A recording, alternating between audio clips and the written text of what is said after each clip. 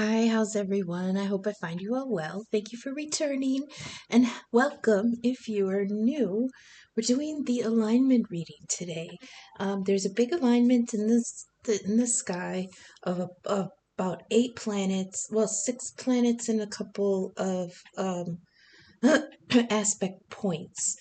Um, so I have everything set up here, like my cards. There, I pulled out all the planet cards from my advice deck, and I have them all lined up in the order that they appear in the sky.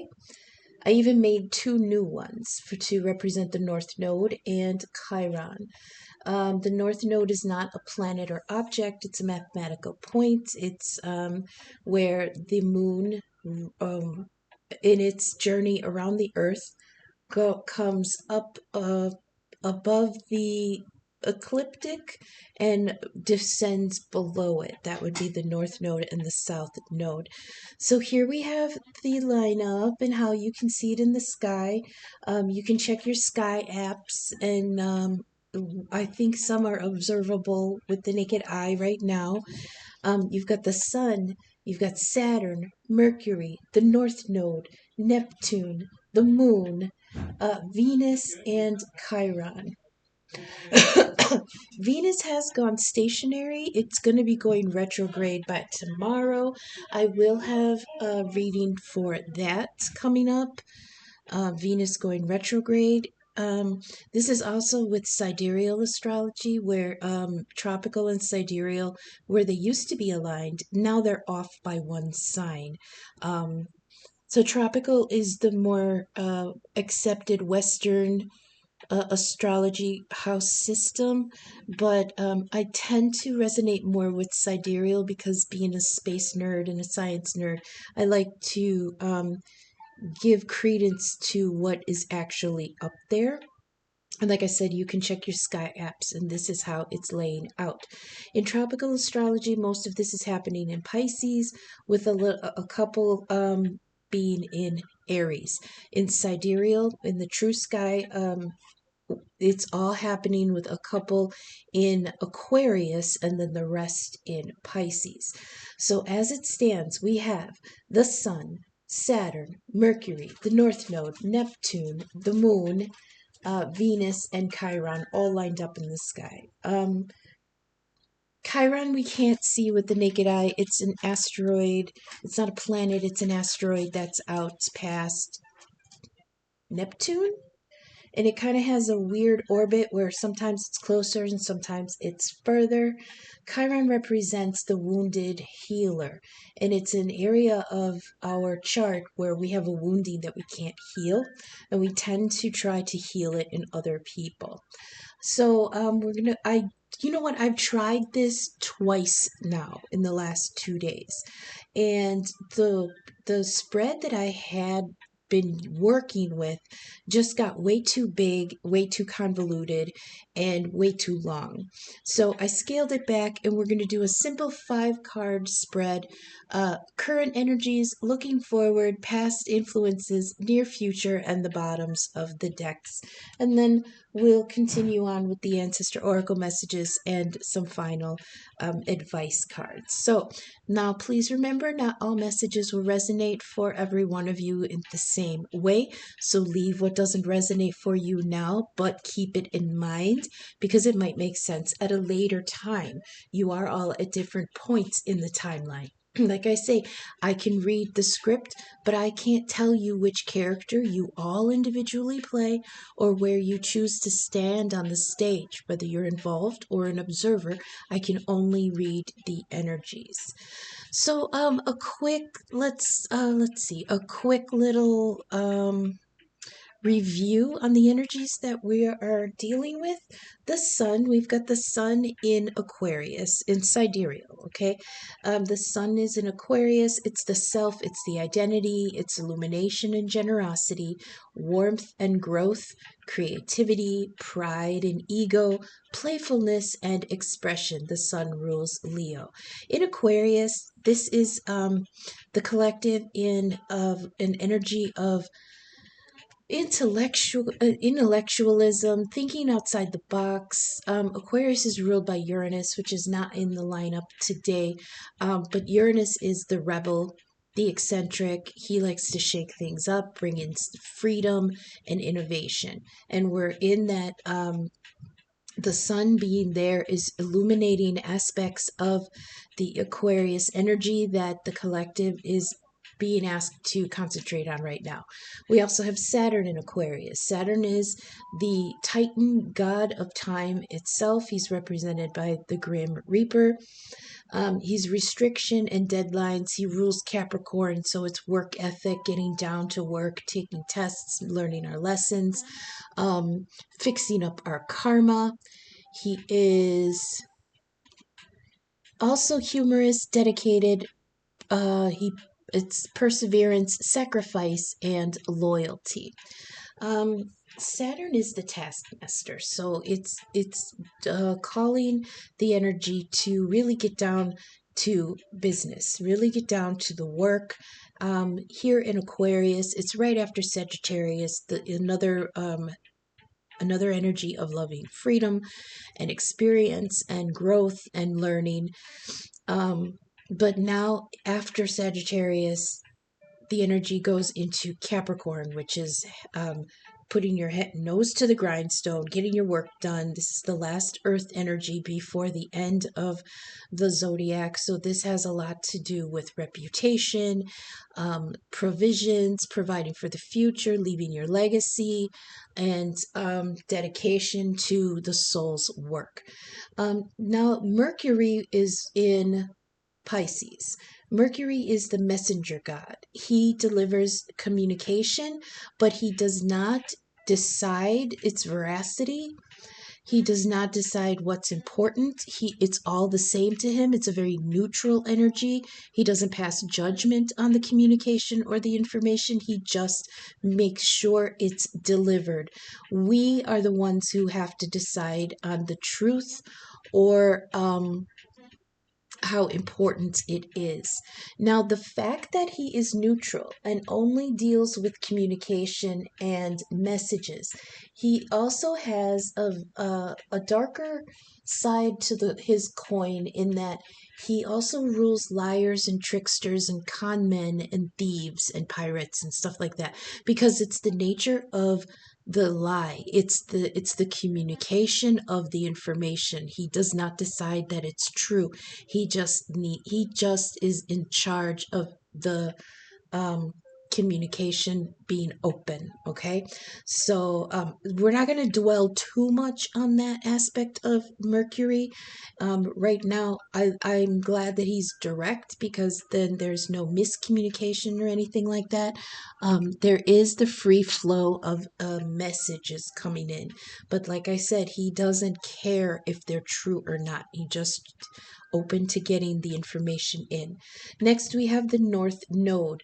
North Node, South Node energy is where our souls are coming from the South Node, and where we're being drawn to develop a little bit more in the North Node. With the North Node in Pisces, that means the South Node is in Virgo. And this is an energy of service and dedication. But for whom? In Virgo, it's the energy of service out of duty, but not out of belief. Okay, it's just that it's what has to be done, so that's what they do. They don't do it with like bad attitude or anything like that. They're accepting of their role, and they're pleased or content with it. But Virgo's symbol of the Vestal Virgin is they were the temple attendants, the priestesses of the goddess Vesta, who ruled the hearth and home. They were the ones who literally kept the home fire burning. They were in charge of keeping the temple fires for the goddess of the hearth and home burning. So, in exchange for that service, they gave up their own lives. They gave up any um, any attachments, any um, any responsibility to anything except their job. So that included celibacy. So they were pure in their servitude to the greater good, but it didn't necessarily include any kind of belief in the system. It was just belief in the work. In Pisces, being the opposite of Virgo, it's still an energy of service to others, but on a more spiritual level. This is service out of real connection and real spirituality. Whereas in the earth energies, it's much more about tradition and dogma. It's done this way because it's always been done this way, and this is the way I'm going to do it. But in Pisces energy, it's saying, I choose who I'm of service to, and I choose to be of service to the greater good, because that is the connection that the soul is trying to make to the divine by connecting to others in the collective. Next, we have Neptune energy. Neptune is at home in Pisces. It's its ruling sign. Neptune is the god of the deep oceans. This is where the symbols of the subconscious live. This is dreams and imagination. It's mysticism. It's psychic ability. It's the emotional depths. The other side of Neptune is when it is poorly aspected or in conflict with something. Those dreams and imagination can turn very easily into delusions and paranoia. So this is a sign of the deep mind, the deep subconscious. All the earth, all the water signs deal with emotions in some way. The intuition, the psychic ability, the spirituality, and visions and things like that. So here in Pisces, Neptune is kind of dredging his trident through the deep subconscious and drudging up a lot of things that are usually not seen by the light of day. Next, we have the moon. We know the moon, sweet moon. She rules Cancer. Cancer is habits and cycles, feminine energy, renewal and rest. It's also the unconscious and instincts. There's also hidden influences here and secrets. It's also mother energy, whereas the sun is the father energy. Where the sun illuminates things that we choose to show in the light, that's the truth that we choose. The moon rules the secrets underneath, the hidden influences underneath, the things we keep quiet, the things that we don't allow ourselves to express sometimes. And sometimes we keep them to ourselves because, not out of embarrassment or anything. It's more out of that's mine and I don't want that out there for anybody else. That's where your heart is. The sun represents where your mind is, and the moon represents where your heart is. Next, we have Venus. Venus is stationary at the moment. She is going to be going retrograde, but we have her here in Pisces again. And Venus, ruler of Libra, that's justice and karma, fairness, diplomacy, love, aesthetic, beauty, passion, balance, and harmony. It's also peacemaking and harsh decisions, making decisions with information. It's one of the air qualities. Venus also rules Taurus, the first Earth sign, and that gives aesthetic to our tangible things. After that, like I said, we have Chiron, the wounded healer. This is the teacher and where we need to sacrifice in order to heal ourselves. Sometimes people who have harsh Chiron placement find a release in healing it in other people. Right now, in tropical astrology, Chiron is in Aries. That means there's a portion of the collective dealing with some kind of wounding in the area of self-esteem, self-worth, self-starting, vitality, survival instincts. That's the base. Aries is like the first sign, so it's our base identity. But here in Pisces, Chiron is dealing with a wounding in that spiritual connection to ourselves, to the divine, and to others. So we're going to do a 5-card spread here. We have a position for current energies, looking forward, past influences, the near future, and then the anchor card or the bottoms of the decks. Now, like I said, I tried this before with a bigger spread, one for each of the placements. It got so long and so confusing and so convoluted that I just ditched it. That's why this is coming out a little bit later in the evening than I had wanted. So for the first placement here, we've got current energies, and we dropped the lovely King of Cups. Now the King of Cups has to deal with getting control of your emotions. Okay, this is Pisces energy. It is balanced.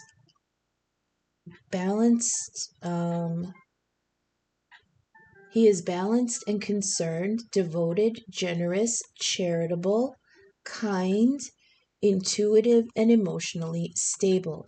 But the key to the King of Cups is that he is the master of his emotions and not their servant. So this is somebody who definitely feels very deeply, very intuitively, very connected, and caring and kind, but he doesn't let those emotions rule him. Okay, he still maintains control. Very Pisces energy. But there is a deep understanding of the feelings that he's feeling. He just doesn't allow them to run him. On top of that, we have the Eight of Wands. Most usually interpreted as a card of communication, but this is determined movement, decisive, I'm sorry, decisive actions to turn the tide, quick, decisive actions and momentum. So there is some kind of power boost here. Yes, it absolutely could be communication. So for now, we're going to interpret this as a King of Cups is getting motivated to make some kind of movement. There's momentum here. There's a power up here. And yes, it could actually come through communication. There could be help coming. There could be new ideas coming. There's a revitalization of some kind of energy within this King of Cups. In the next position here, in looking forward, we have the Seven of Wands and the Queen of Cups in reverse. Now, the Seven of Wands is standing your ground, it's endurance, it's being bold, and having faith and defending your gain. The reason it's defending your gain is because it comes after the Six of Wands of victory. So after the victory, now you're in a position of defending your reward, your gain. On top of that, we do have the Queen of Cups, Pisces energy again, in reverse. In this case, this is a card of emotional exhaustion and a closing of the heart just a little bit. Somebody is feeling very protective of their heart and what they want.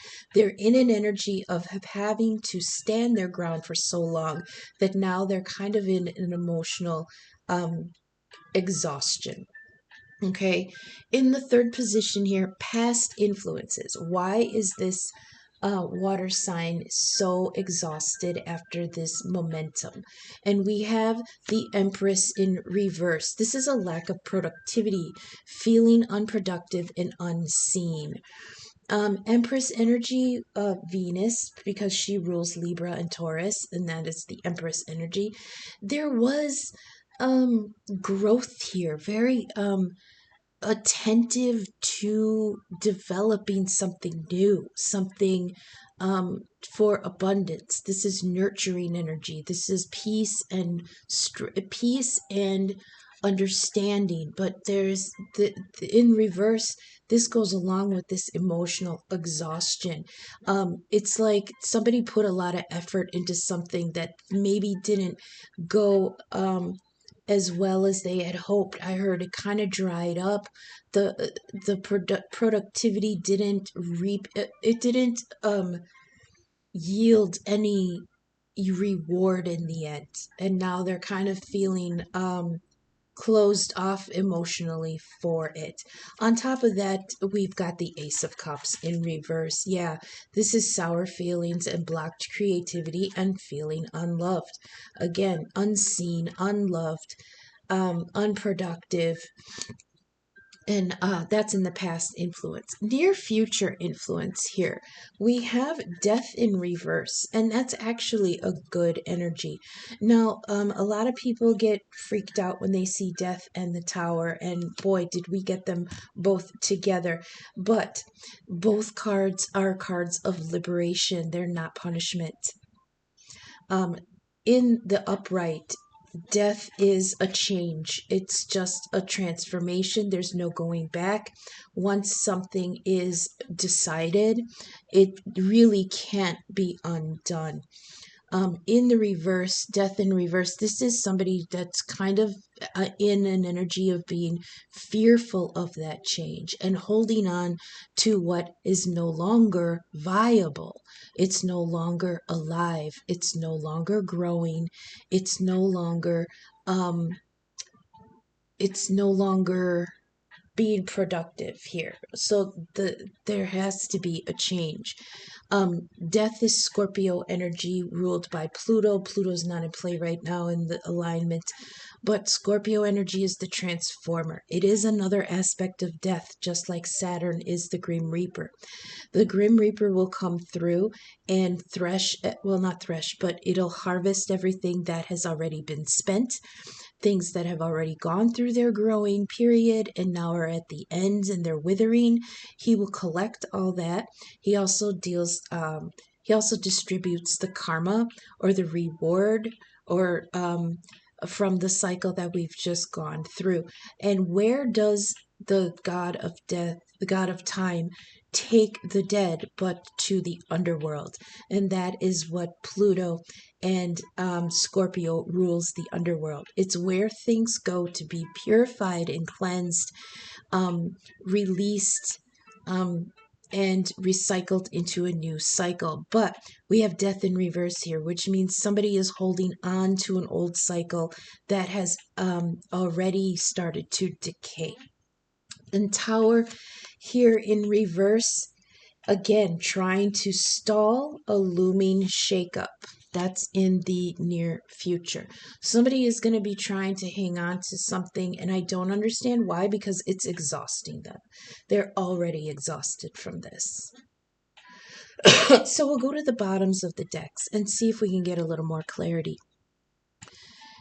For this one, we have the Two of Coins, and the Two of Coins is Earth energy. This is Taurus energy, balancing work and life. It's multitasking, right? It is learned skills, dedication, care, and multitasking ability. This is handling two things at once, right? This also, to me, because of the story that this card represents, could be somebody trying to balance two different lives, two different desires, two different wants, two different needs.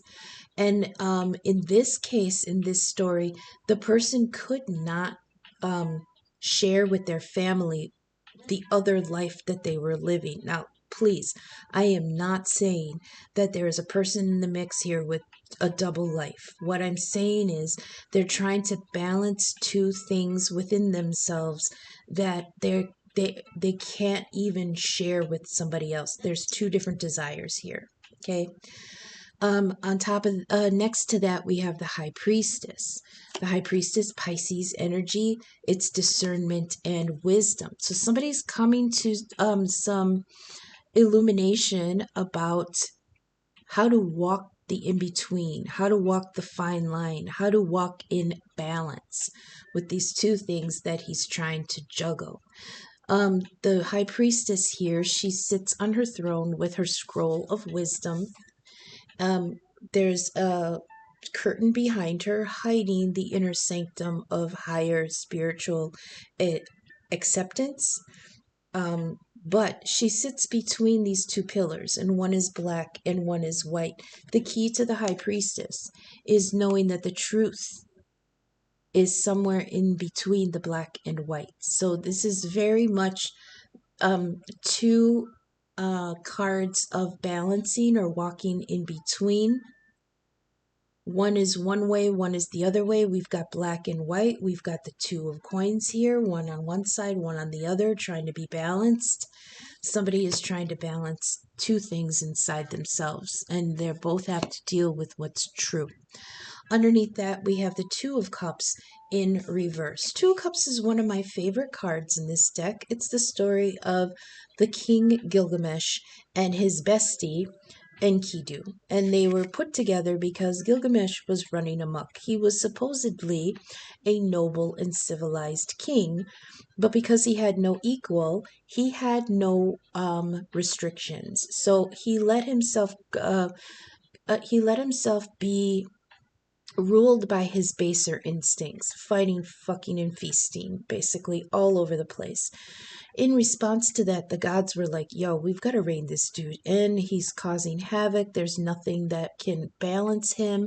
So they created out of the wilderness a wild man. And while this person was wild on the outside, he was noble on the inside. Whereas Gilgamesh was wild on the inside, but noble on the outside. Together, they made a complete partner. They came together in equality and acceptance, and true to guys just being dudes, they ended up becoming best friends and partners through a fight. They fought each other, and neither one could best the other. So they were like, did we just become best friends? I think we did. And from then on, they were inseparable. This is the Two of Cups, the blending and balancing of two warring sides of yourself. So we have a lot of symbolism here on the bottoms of the deck of two and two and two. And it's not only is it balancing two sides, but the twos and the symbolism of the number two always means there is a choice. The Two of Cups is a choice.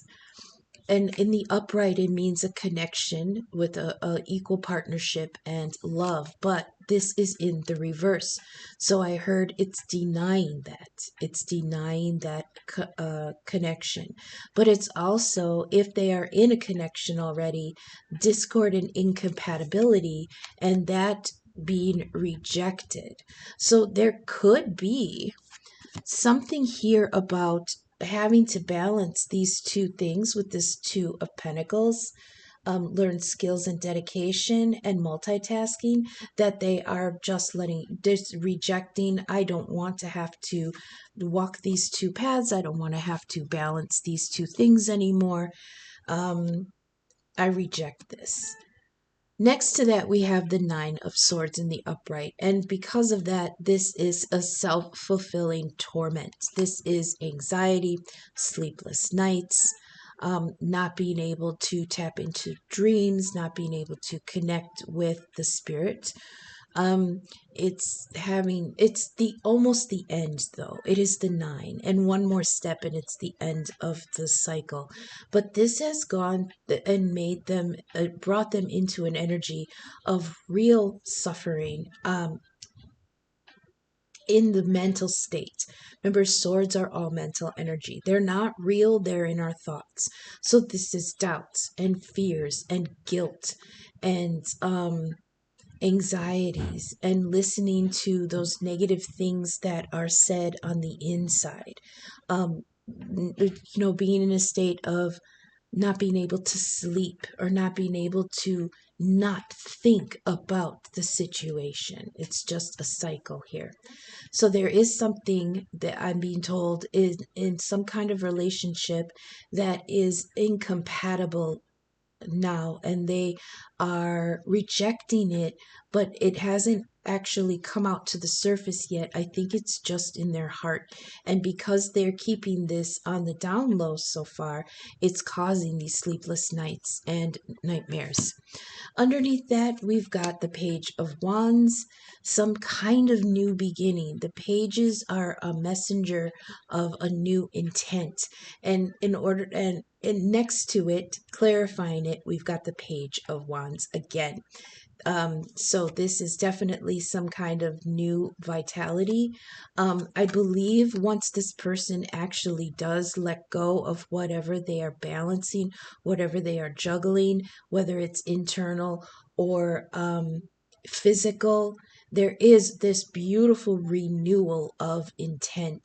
And this Page of Wands is like coming in fresh to a new opportunity, vitality, boldness, optimism, carefree enthusiasm, and they're undeterred.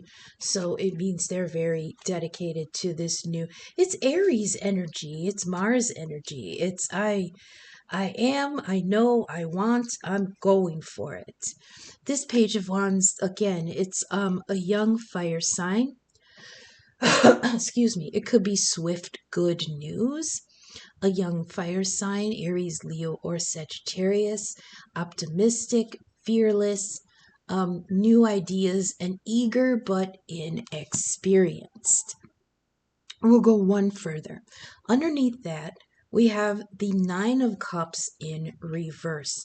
The Nine of Cups is coming almost to the fulfillment of something emotional, but in reverse, it means that there is something still missing. So somebody may have freed themselves in order to go a new way, but they still feel like there's something missing. There's lack here, and they're feeling unfulfilled. Next to that, we have more swords, the Eight of Swords. This is the idea of being trapped in your own head. It's limited choices, mental paralysis, and internal conflict. Remember, all these swords are our thoughts.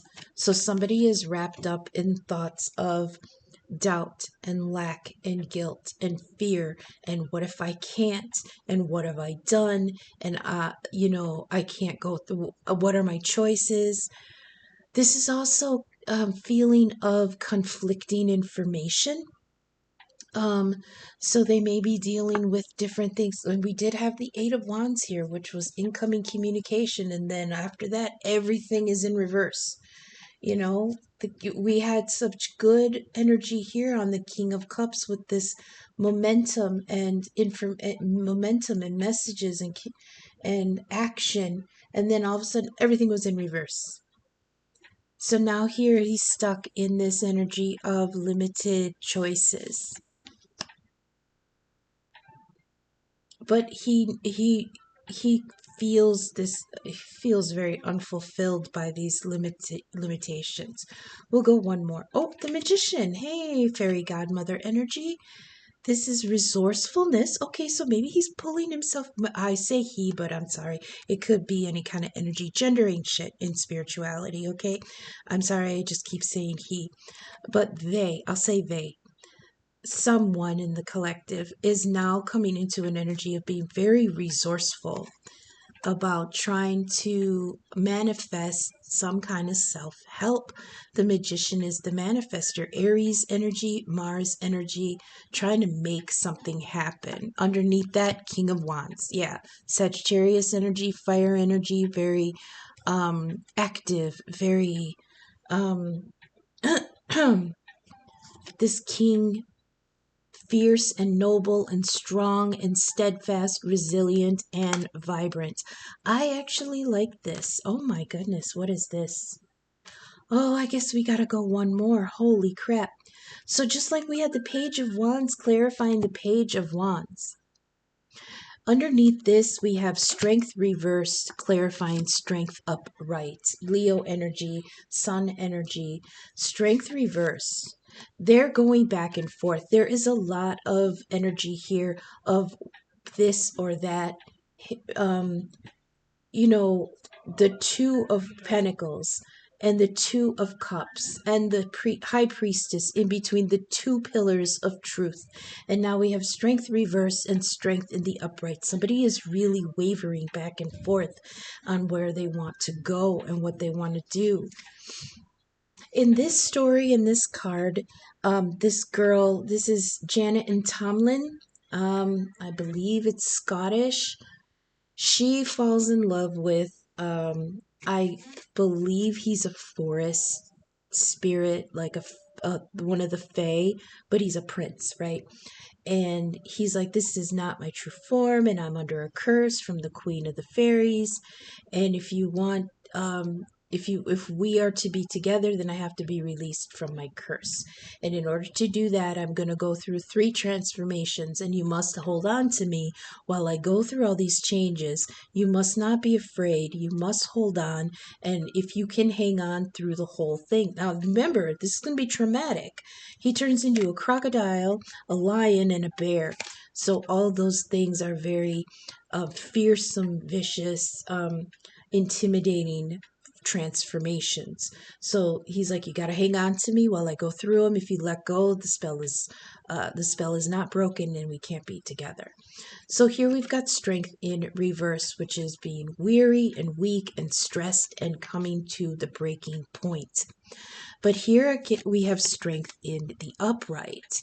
So somebody is wavering here back and forth, and this is holding on through change and fear. The key with the Strength card, especially in the Rider-Waite deck, is that we have the Empress here. We had her over here in the reverse, but here we have her in the upright, wrestling the lion of pride and ego. The key with finding your strength is bringing balance to power and peace, whereas the Empress represents peace and the lion represents power. It's wrestling with the ego in order to bring those into balance. There is power in being peaceful, and there is peace in your power. And when you can realize the two of those can be true at the same time, that is when you find your strength. Should we go one more? What is this? No, I think we're good. So that's what I have so far. Okay, we're going to go to the Ancestor Oracle messages here and possibly get some clarity on things. I hope this is resonating. I hope the messages are reaching you for your highest good. If you are vibing with my content, please take a moment to leave a thumbs up. Subscribe, share my video. It all helps the algorithm get my content seen. In the description, you'll find my email and donation links. I am available for personal readings and birth chart inquiries. And for any smaller donation, I would love to do a 3-card thank you spread for you personally. Email, Venmo, and Cash App are in the description. I appreciate any and all feedback, signal boost, or donation. Thank you so much for spending this time with me. So we got 2 cards here from the Ancestor Oracles. We have the Warrior, be fearless and stand strong. And we have the Spirit Fox, trust your talents in changing times. Wow. That talent and gifts card was coming out with that 2 of Pentacles. Or 2 of Pentacles. Was this upright or in the reverse? This was upright. Learn skill and dedication.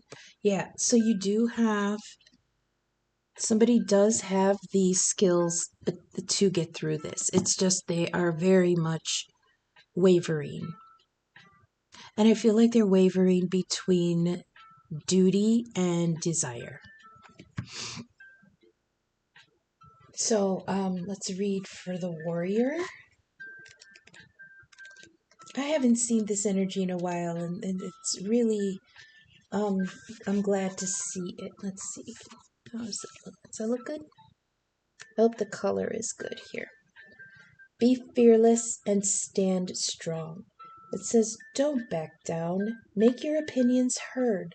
Don't settle for second best. If you're experiencing fear at this time, and that definitely makes sense because we got strength in reverse and death in reverse and the tower in reverse. So there is for sure fear here.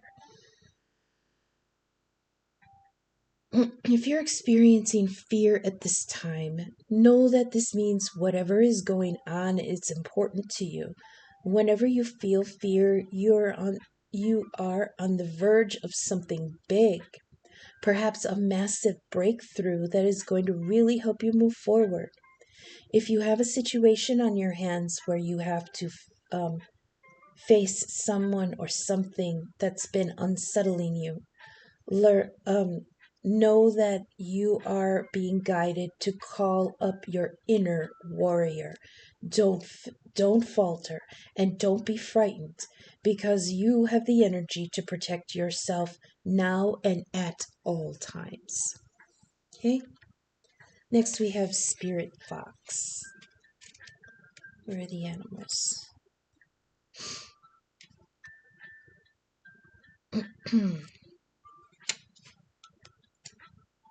Stag, snake, mountain, spirit fox. Sun.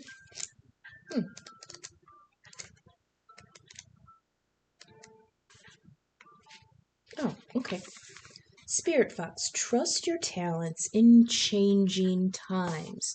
Now remember, we had death here in reverse, which means there was a transformation, but somebody is holding on because Tower in reverse, they're trying to avoid the inevitable. Remember, the Tower comes because there was a structure keeping us restricted that needed to come down. And because we couldn't do it ourselves, the divine had to step in. That destruction is liberation. That is not to be feared. You are being freed. Okay, so Spirit Fox, trust your talent and changing times. Stay alert. A change is in the air. The energies around you are changing at this time, and although it may not always be comfortable, the nine of swords, the anxiety and sleeplessness, it may not always be comfortable. You are equipped with all that you need to survive this shift. This could be just this alignment in general. There is definitely a big shift happening in the collective in a broader scale, and some people are finding that energy to be very upheaving, and I can feel it that people are like, I don't know if I have what it takes to get through this. I don't know if I have the experience in my job. I don't know if I have, the ability to move on to something new. This is a sign that you do have everything this in this shift. You're being presented with opportunities to reach spaces that you've never encountered before. And this can make you feel on edge, absolutely. But be open to the shifts occurring because they really are the answers to your prayers. The experience of being hunted or threatened is now behind you, and you're being invited to come out from your den and reveal your glory and talents. Call upon Spirit Fox Medicine to help you be seen for who you are and trust in your talents in order to be the best you can be in these changing times. That's very significant because here we had these two cards together, the Empress in reverse feeling unproductive and unseen, and the Ace of Cups in reverse feeling blocked and unloved. So that's what Spirit Fox says right here. Call upon Spirit Fox Medicine to help you be seen for who you are and trust in your talents. So I love that. That's really great. Now we're going to get some final advice from the theme deck. Please give us final tidbits of wisdom, advice for the collective in these changing, or in this energy of the alignment. 777. Divine path. You're right where you should be and are serving your divine purpose. Then we have, oh, I can't say that. That's naughty. Yes, I do have naughty cards in here.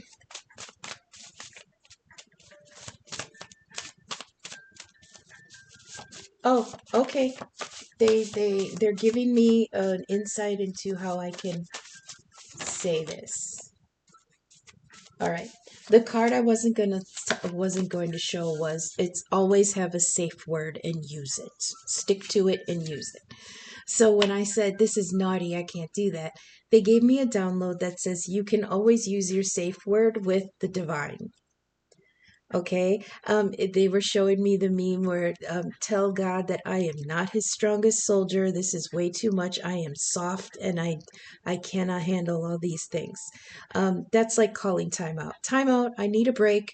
I need some backup. I need some inspiration. I need some. You know what I mean? Asking to manifest those things that will help you. So always have a safe word. So. They're showing me have a conversation with your ancestors and your angels, but you must ask the angels to come in. Um, you actually have to address the angels because they will not interfere with free will. So they'll watch you struggle, but until you say, "Hey, can you step in? I'm giving you permission and asking for your intercession, angels, to come and help me." And so that's why they were showing me the safe word card. I hope that made sense. We have a female family member. Usually this is somebody who has passed on, a mom, a niece, a daughter, sister, grandma, aunt, whatever. They're coming in with a message. Is there a different message from that one, though? Something else that they want to say, or is it that card? They want to say, be okay with not knowing for sure what might come next, but know that whatever it is, you'll be okay. We also have blocks. Go back to basics. Go back to the basics. Reground yourself.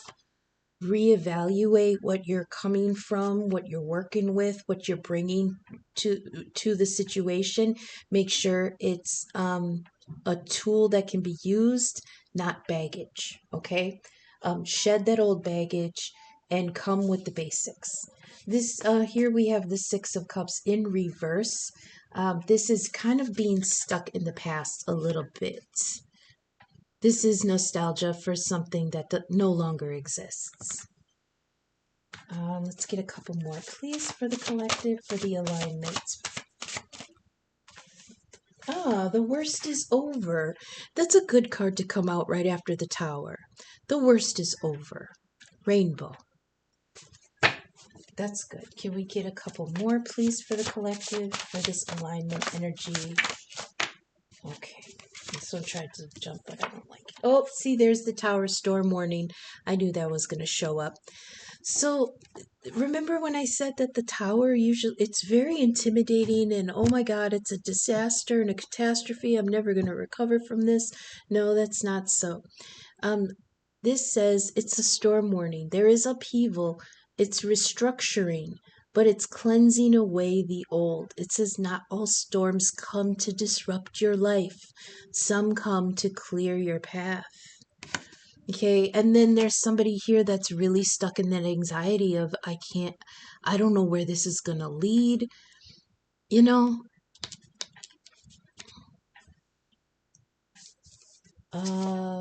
moon phases, yeah. This could be for the next month or so. Oh, we've got an eclipse coming up. There will definitely be a reading for the eclipse coming. I think that's on March 15th. So it's still a couple weeks away. I haven't scheduled that in yet. So we've got Get Ready. It's on like Donkey Kong. No, that's too many. Just a couple more, please. Okay, who's this? Soothe. Okay, find some way to soothe yourself. Find some way to heal. Take a break. Get some rest. We have remember you are spirit. Connect, listen, ascend, know, and be still. If you need to take time to just sit in the dark, sit in the car, smoke a blunt, listen to music, reconnect. That came out right after right after aloe vera, healing of the soul. If you need to sit in the car with a taco and a blunt and listen to some Cure music, absolutely do that. And the last one, oh, look at that, a soulmate. They're your lobster. I love that. That's kind of in the future. Soulmate has been hanging around in the energies for a while with this tower energy and the storm warning. I feel like and the tower, I feel like the divine is trying to really clear up the energy so that the soulmates can come together. They go in cycles, and a twin flame cycle just ended like a couple years ago, but there were some stragglers, so there may be some in the collective that Spirit is trying to move things into place for that soulmate to come in. But it's an upheaval. Is that it? I think that's it. Oh, that's funny that the soulmate's the last card. But we do have, okay, 888. You are supported. Walk your path confidently. Abundance is ready. Put in the work. So we'll end it there with that. Okay, thank you so much for sticking with me. What do we have coming up in the schedule here? So today we had the alignment reading. We are going to do a Venus retrograde. We've got the crescent moon in Aries coming up, and we'll have a collective for the Cancer placements. That's just for the next couple days. So until I see you again in the next couple days, thank you for sticking with me. Okay, thanks. Bye.